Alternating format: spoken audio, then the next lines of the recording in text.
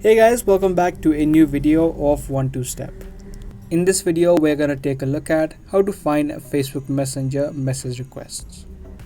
So these messages are sent by other people who are not your friends on Facebook. So whenever these people send you messages, they automatically land up on the hidden section or the message request section of Messenger.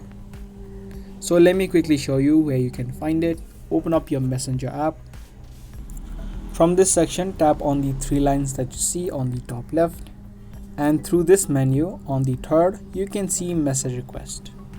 Just tap on message request and it's going to show you all of the messages that other people have sent you.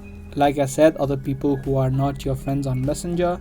They may include people who message you on your marketplace, or could also be people from other groups that you have joined. There are two sections to it. Mainly the messages would land on the you may know option, and sometimes it may also appear on the spam section. So you need to check them both to find the exact message that you're looking for. So that's all it takes to find Facebook Messenger message requests.